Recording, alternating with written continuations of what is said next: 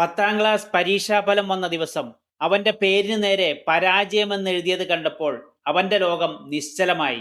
മാതാപിതാക്കളുടെ നിരാശയും കൂട്ടുകാരുടെ പരിഹാസവും ഭയന്ന് എല്ലാം അവസാനിച്ചു എന്ന് കരുതി അവൻ ആ മലമുകളിലെത്തി. അഗാധമായ താഴ്വരയിലേക്ക് നോക്കി എല്ലാം അവസാനിപ്പിക്കാൻ തീരുമാനിച്ച അവന്റെ മുന്നിലേക്ക് ആ വൃദ്ധൻ കടന്നു വന്നു. കാര്യമറിഞ്ഞ വൃദ്ധൻ ശാന്തനായി പറഞ്ഞു, മകനെ, നീ അവസാനിപ്പിക്കാൻ പോകുന്ന ജീവിതം ഒരു സിനിമയല്ല. റീടേക്കുകളോ രണ്ടാമതൊരു ജന്മമോ നിനക്ക് അവിടെ ലഭിക്കില്ല. 10ാം ക്ലാസ്സിലെ മാർക്ക് ലിസ്റ്റ് നിന്റെ കഴിവിന്റെ അളവുകോലായിരിക്കാം, പക്ഷേ നിന്റെ ജീവന്റെ വിലയല്ല അത്. നിനക്ക് ജീവന്റെ വില മനസ്സിലാകുന്നില്ലെങ്കിൽ നീ ഒരു ആശുപത്രിയിലെ ക്യാൻസർ വാർഡിലേക്ക് ചെല്ലണം. ശ്വസിക്കുന്ന ഓരോ വായുവിനും വേണ്ടി അവിടെ അനേകർ മരണത്തോട് മല്ലിടുന്നുണ്ട്.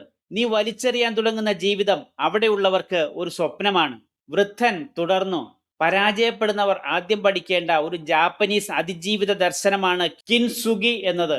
തകർച്ചകളെയും പരാജയങ്ങളെയും സ്വർണം കൊണ്ട് അലങ്കരിക്കാൻ പഠിപ്പിക്കുന്ന അതിമനോഹരമായ ഒരു ജാപ്പനീസ് ജീവിത ദർശനമാണത്. കിൻ എന്നാൽ സ്വർണം എന്നും സുഗി എന്നാൽ യോജിപ്പിക്കുക എന്നുമാണ് അർത്ഥം.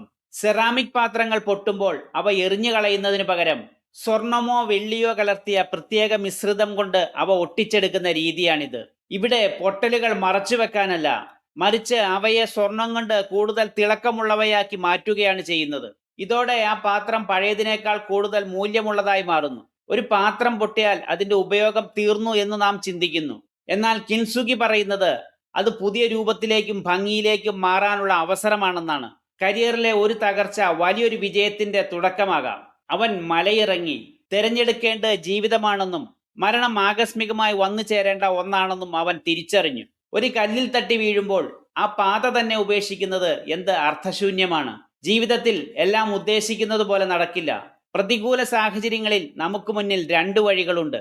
ഒന്നുകിൽ എല്ലാത്തിനെയും ശപിച്ച് നിരാശയിൽ ഒടുങ്ങുക, അല്ലെങ്കിൽ ക്രിയാത്മകമായി പകരം വഴികൾ തിരഞ്ഞെടുക്കുക. മെച്ചപ്പെടുവാൻ ആഗ്രഹിക്കുന്നവർക്ക് മാത്രമേ അതിജീവനത്തിന് അവകാശമുള്ളൂ. വീഡിയോ ഇഷ്ടപ്പെട്ടാൽ ഷെയർ ചെയ്യാനും ലൈക്ക് ചെയ്യാനും സബ്സ്ക്രൈബ് ചെയ്യാനും മടിക്കരുത്. നിങ്ങളുടെ പ്രതികരണങ്ങളാണ് എൻ്റെ മോട്ടിവേഷൻ. താങ്ക്